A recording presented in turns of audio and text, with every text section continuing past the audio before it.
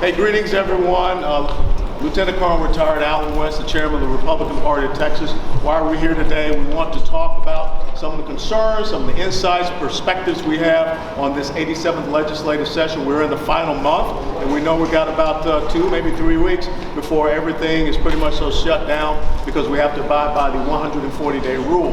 One of the big things we know coming up next week is that if the bills have not moved out of committee, chances are by the timeline, those bills will have died. But before we get to the legislative session, one of the things I want to talk about is chairman of the Republican Party of Texas, and also as a black conservative. I am absolutely appalled. I am disgusted. I find it highly offensive, the remarks of the Lamar County Democrat Chairman, Gary O'Connor. I do understand that he has apologized, and we do appreciate that. But what I don't understand is how is it that the Lamar County Democrat Party, and also obviously the Texas Democrat Party, are not accepting his resignation. I'm sick and tired of the duplicitous hypocrisy. White supremacy and racism does not go one way. You want to talk about the party whose history in the United States of America has always been rooted in systemic racism, I think we know who that party is. So I would hope that the Lamar County Democrat Party will reverse its decision and accept the resignation of their chairman, Mr. Gary O'Connor. And I hope that the chairman of the Texas Democrat Party will step forward and make sure that Mr. O'Connor resigns as well. Now, when we talk about the legislative session, some of the things that I do have concerns about, one of our legislative priorities is to curtail the executive overreach. And we still know that HB 3 is alive, and if I'm correct, it has been voted out of the committee and headed to the House floor. We do not want to see HB 3 signed into law. We want to make sure that we live in a constitutional republic, which means that orders, edicts, mandates, and decrees are not the way that we're supposed to be ruled over. We're supposed to be governed. So we do not support HB 3. Another thing that is concern to us is SB 29. SB 29 was killed in the House Committee of Public Education. One of the things that I came out and talked about back in November was I did not support having Democrats as chairman of some of these committees we have, especially in the House. The chairman of the Public Education Committee is a Democrat by the name of Representative Dutton. And what SB 29 would have done, it passed in the Senate, SB 29 would have prevented gender dysphoric males from competing on competition fields, sports fields, with females. Title IX is very important. I think a lot of feminist organizations, I think a lot of women here supported Title IX. I have 2 daughters who play sports in high school. And I want to make sure that we continue to allow those opportunities to our young women to be able to compete fairly against other young women, and so that they can qualify for scholarships. I hope that SB 29, someone will come around and reintroduce that in the House so they can be voted out of committee. We have many bills, and later on Jill Glover will talk about this, but many of our bills relating to our legislative priorities have been held up in the State Affairs Committee by Representative Chris Paddock. We would like to see him pass those bills out of the committee and stop with this bottleneck. The last thing I want to bring up is I'm not one of those people that agree with creating new government agencies. And right now it seems that there's a $5.5 million new government agency called the Office of Health Equity. It is not the government's business to get into equity or equality. Amen. Texas and the United States of America is based upon equality of opportunity, not equality of outcomes. And I'm very fearful when we use the language of the progressive socialist left, what equity can come out to mean when it comes to our health care.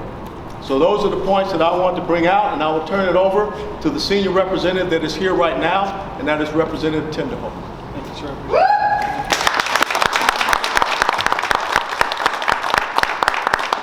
Thank you guys for being here, and thank you, sir, for coming. That bill that he just talked about, the terminology tells you that it's a Marxist type bill. They use the term equity in it, and you should be very concerned. It passed on 2nd reading yesterday, passed on 3rd reading today. I had an amendment to it to define the term gender, and so what the author did was remove the term gender and replaced it with women's health. We can call that a little bit of a victory, but that bill should have died. We're a supermajority Republican-held House, and we should have killed that bill, and it passed. The priorities, some of those priorities are not moving, and I would ask you to contact your state reps and senators and push them and push the chairmen and chairwomen on the priorities that are not passing. I'll tell you some good things just happened within the last hour and a half or two in Texas. We did not get the abolition bill, but we did get the heartbeat bill. It passed today on second reading.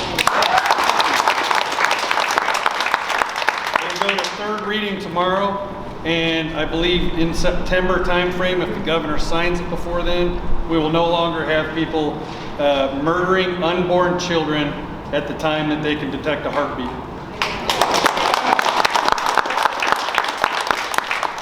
Another huge priority that's going to be heard, I believe, tomorrow is election integrity, and it's huge.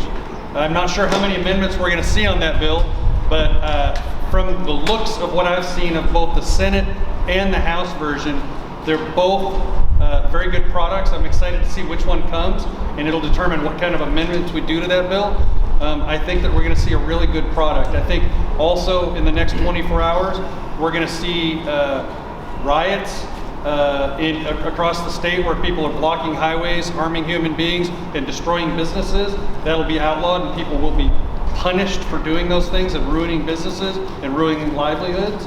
I think the camping ban is going to probably be passed today or tomorrow. But the big problem is that we still have Republican priorities that are not moving in the House. We're trying our darndest in the House to do it, but we really count on what I call the lowest level of local control, and that's you. And that's the voters that are going to watch this video and watching online. Call your representatives, call the chairman, call the chairwomen, push them to get the Republican priorities passed, because we're in the House. My colleague here and I, we're ready to pass them. We're ready to vote yes on every single Republican priority that's laid in front of me. You won't see a white vote, which is a president not voting, and you won't see a no vote from me on anything that even comes remotely close to a Republican Party priority in the state of Texas. Thank you guys for being here, and I'm going to pass it off to my colleague, Representative Brian Slayton.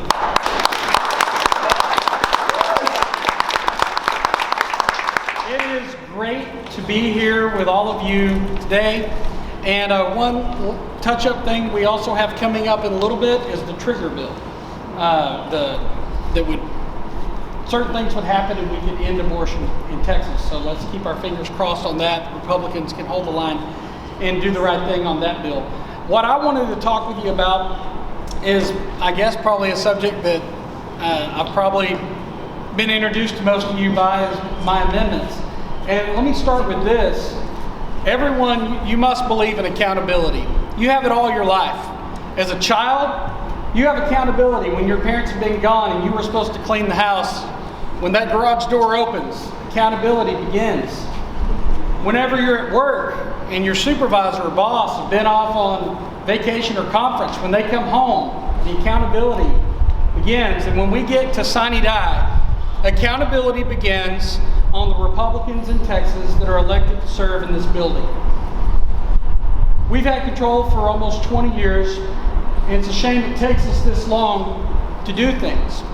We have an issue, the gender modification of children. We have an issue that should not be an issue. Yeah, in Texas. But unfortunately, it is. And one thing I've been mentioning to my colleagues and others is in 1993, when Democrats controlled this building, they banned electroshock therapy on children. Electroshock was invented as a torture. The Russians created it to torture their bad citizens that just didn't quite get communism. Psychotherapy picked that up and began using it as a therapy on adults and children. In 1993, the Democrats saw how horrible that was to do electroshock therapy on children, and they banned that on children 16 and under. And they deserve credit for that. And as electroshock therapy went away, and now it's been making a resurgence, it's not making a big splash in Texas because they stood up for children in 1993. So here we are today in 2021, and Republicans control every branch of this Capitol and the executive office. And if when we sine die, if children are still able to go through a permanent and barbaric practice of gender modification, Shame on every one of us, including me.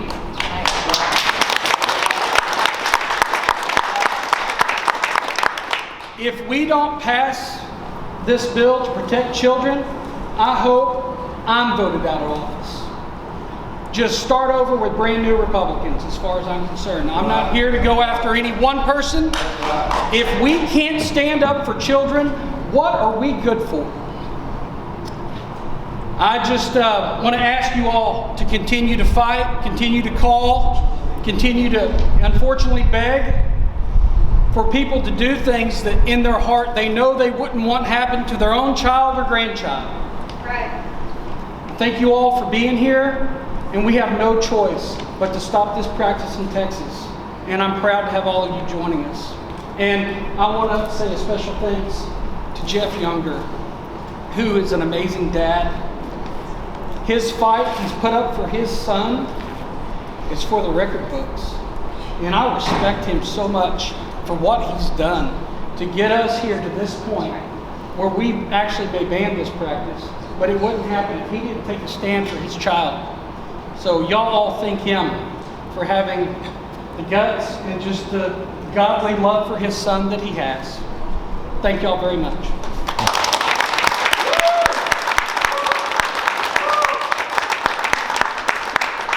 When I became the chairman of the Republican Party of Texas, one of the things I had to look at was who would head up our Legislative Priorities Committee.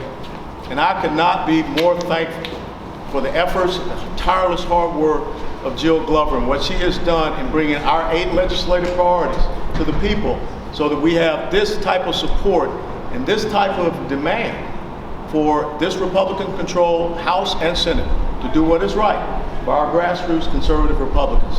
I'd like to introduce our Legislative Priorities Committee Chairwoman, Jill Glover. Thank you, Chairman. When we started this session, we knew that we had to do something different in order to get our priorities passed. As has already been mentioned, the Republicans have had the majority for many years, and we today finally on the House floor have the heartbeat bill that has passed out, and we are grateful and thankful. But we would not have done it without our grassroots and without our voters, because when we started this session, we said what we must do different this time is we must take our case to the people. And the people, the constituents who live in the districts of our representatives, they're the ones whose voices matter. So my committee on the SREC and our other SRECs have been traveling the state. We have been speaking to everyone who will listen to us about what our priorities are and how to engage with your representative or your senator. And I am so pleased and thrilled to say that our efforts have paid off. I believe that we would not be where we are with the heartbeat bill, with election integrity, with constitutional carry, which is being debated right now in the Senate, and we are thrilled with that. But that would not have happened without our grassroots. We must continue with banning gender modification and with taxpayer-funded lobbying and even with school choice and monuments. Those are still stuck in the process, and I do want to mention banning taxpayer-funded lobbying seems to be stuck in our State Affairs Committee, and we urge Representative Patty to please vote that out so that we can get it in calendars and get it scheduled for a floor vote. We also desperately need to have House Bill 1399, which is Representative Krause's bill on banning gender modification. We need to have that scheduled in the House Calendars Committee. It has been in the House calendars for a week now, and so we ask that that be scheduled for a floor vote. You know, the Republican Party is all about principles, and one of our principles is about truth. And in our society right now, there are a lot of lies going around. And one is that a little boy can become a little girl, and that just can't happen. And we must protect our kids from these damaging surgeries and medical treatments to perpetuate a lie. We cannot continue to do that as a society and function. So we are thankful for what we have done so far.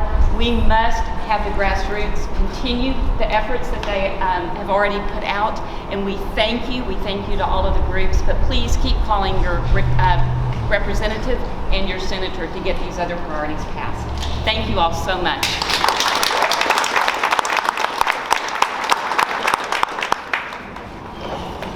You're late. Very good. Push up, right? Push up. He said after, yeah, right. Okay, what are your questions?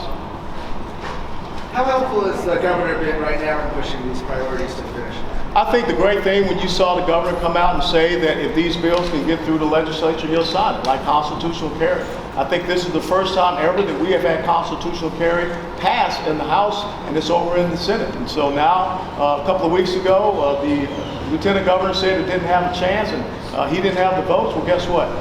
They're debating it, and the governor has already said that he is willing to sign it. So I think that they're hearing the voices of the people. Yes. You see the gun owners of America, people that are here. So they're letting folks know that the only permit that you need to have in the United States of America to carry a firearm is right here, and that's in the Constitution.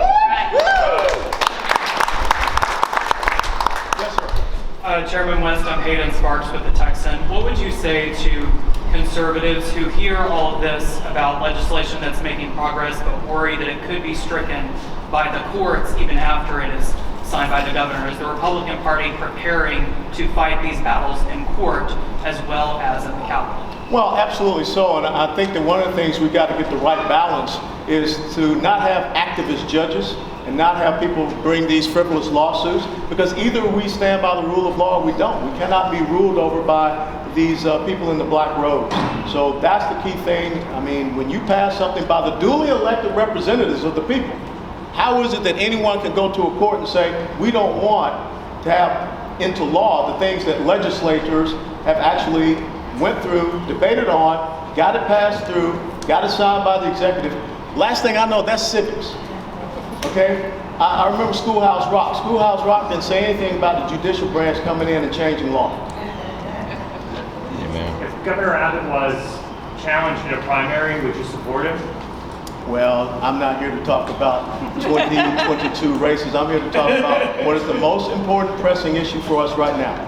That's the legislative priorities that the grassroots Republicans of the Republican Party of Texas brought forward. And I want to say also to the grassroots Republicans, what a great Saturday you had in the municipal level elections. Yes. Winning the city council seats, winning the school board seats. And I want to send a shout out to a young man, 19 years of age, Roman Garcia, who may just be the youngest city council member in the state of Texas.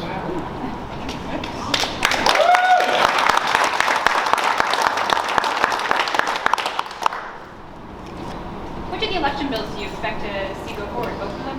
Bring the Senate them? I would hope both of them would go forward, because what we cannot allow to happen is the codification into law, the unconstitutional actions that you saw in the November 2020 election, which are part of what H.R. 1 does. The federal government does not have the enumerated power to dictate to states how they do elections. So H.R. 1, when it talks about no voter ID, when it talks about no review of voter registration rolls, same day voter registration, same day voting, we need to have strong election laws at our states to make sure that we are restoring integrity back into our electoral process. Because voter fraud is voter suppression.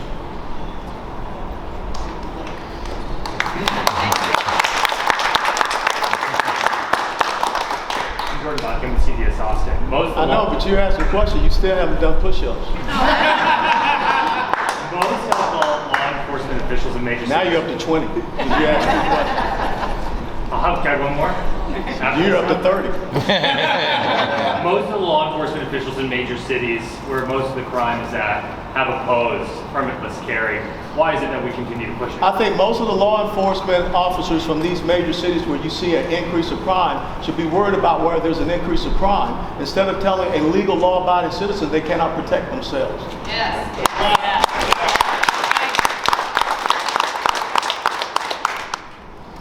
Anyone else? Payment protection. Okay. Going once? Going twice? Can I ask about the heartbeat bill? You're up to 30 push-ups now. Can I just send them to you on a video later? No.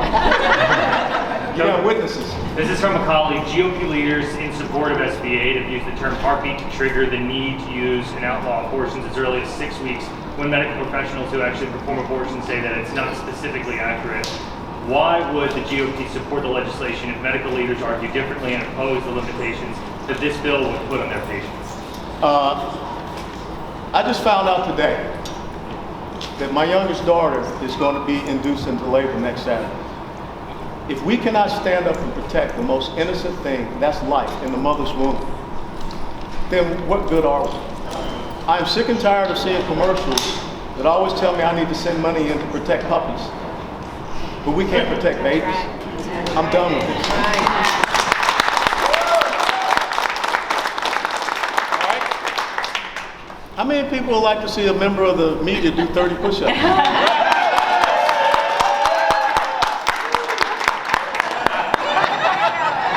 Let's go. Let me get my phone. Can I respectfully decline? Okay, I'll tell you what. You want me to do them with you? Oh, wow. Respect. I decline. How Thank old you are for the you? offer. I would. How old are you? I am 31. I'm going to do them for you. Oh, man. Oh, man. Look at that. 2, 3, 4, 5, 6, 7, 8, 9, 10, 11, 12, 13, 14, 15, 16, 17, 18, 19, 20, 21, 22, 23, 24, 25, 26, 27, 28, 29, 30. Boy!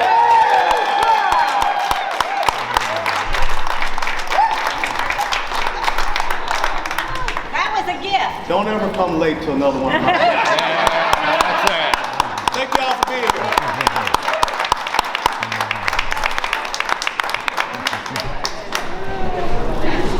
Oh, yeah, right.